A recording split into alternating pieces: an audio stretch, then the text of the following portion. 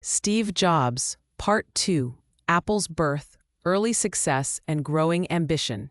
In the mid-1970s, personal computing was still a fringe hobby, an underground movement of engineers, dreamers, and curious tinkerers. Most people had never touched a computer.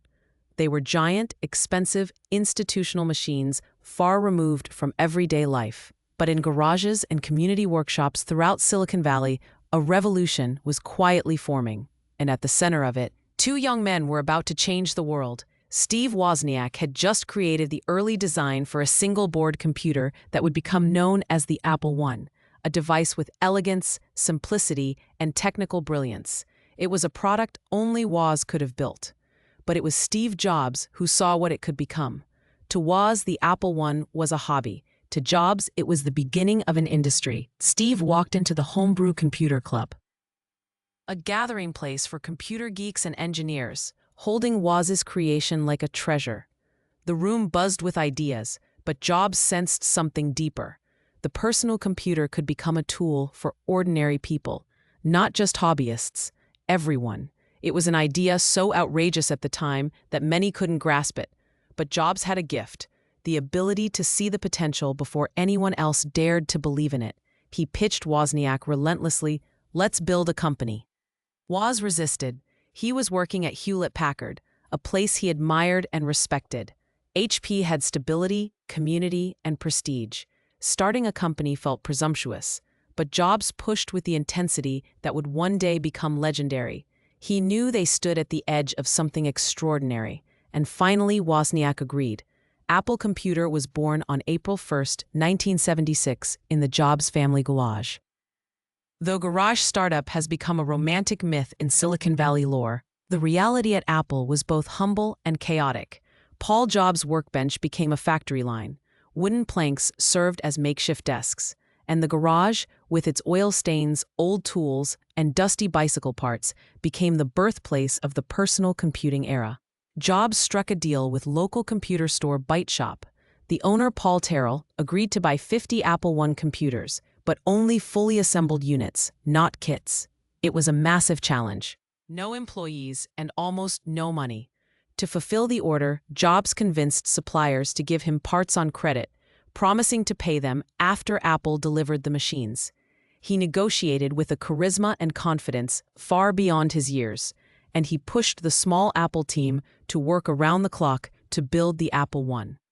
When the computers were finally delivered, they weren't just acceptable, they were exceptional.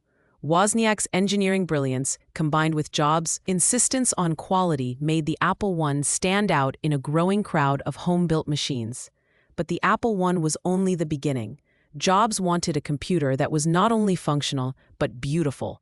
A complete, integrated system meant to be used by real people, not engineers. With this vision, Apple embarked on the Apple II, a machine that would transform the company into a global force. The Apple II was sleek, colorful, and housed in a plastic case instead of a metal one. Jobs insisted on molding a unique enclosure, an expensive decision for a small startup, because he believed computers should feel friendly, approachable, almost playful. He also insisted the Apple II display color graphics, going beyond the crude monochrome output of its competitors. And he pushed for a power supply designed by Rod Holt that eliminated the buzzing noise common in other machines. It was this combination of aesthetics, engineering, and user-centered thinking that set the Apple II apart. When Apple II debuted at the West Coast Computer Fair in 1977, it captured immediate attention. It wasn't just another gadget, it was a polished, complete product. The personal computer had taken a giant leap toward mainstream adoption. Orders poured in, investors took notice, and Apple moved from a garage into real offices. Mike Markkula, a former Intel executive, became Apple's early mentor, investor, and steady hand. He saw in Apple what Jobs saw, the potential to transform the industry. Markkula wrote a one-page marketing philosophy that would guide Apple for decades. 1. Empathy. Understand the customer's needs better than anyone. 2. Focus. Eliminate the unimportant. 3. Impute. People judge a book by its cover. Signal quality at every step. Jobs absorbed this philosophy completely. It shaped Apple's culture from that moment on. With the Apple II's enormous success, Apple became one of the fastest-growing companies in America. Steve Jobs, once a barefoot seeker wandering India, was now a young millionaire, fierce, driven, and fully immersed in the whirlwind of startup life. But success also intensified his complexity. His perfectionism escalated, his temper became more visible. He could be brilliant and inspiring one moment, cutting and harsh the next. Employees described him as a thermonuclear personality, unpredictable but electrifying. He demanded excellence, he demanded passion, and above all, he demanded belief. Belief that Apple wasn't just building computers, but shaping the future. As Apple grew, Jobs became fascinated by the upcoming project that would become his obsession, the Macintosh.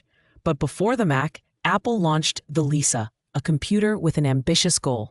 A graphical user interface controlled by a mouse. That interface was not Apple's invention. Jobs first saw it during a visit to Xerox PARC, a research center famous for its groundbreaking work. There, he encountered something transformative, a computer screen with objects you could click on, drag, and move. It felt intuitive, almost magical. Xerox PARC had invented the future, but they didn't know what to do with it. Jobs did. He returned to Apple with the conviction that this was the next great platform, the next epoch in personal computing. And though the Lisa project seemed like the natural place to bring this vision to life, Jobs' abrasive leadership style led to conflict. He clashed with Lisa's team, pushed too hard, and was eventually removed from the project he helped shape. It was a painful setback, but one that would set Jobs on a new path. The Macintosh project was quietly forming inside Apple, led by a small team of renegades who believed in building the computer of the future. They needed someone with the intensity and daring to push the boundaries of what was possible. And Steve Jobs, restless, ambitious, and hungry for a new challenge, was about to find a new home, a new mission, and a new stage on which to unleash his vision. Apple had been born. It had risen quickly, disrupting an industry, and transformed a garage startup into a global company. But in the shadows of its success, conflict, ambition, and creative fire were about to push Steve Jobs toward a dramatic turning point, one that would test his character, reshape his destiny, and forever change the history of technology.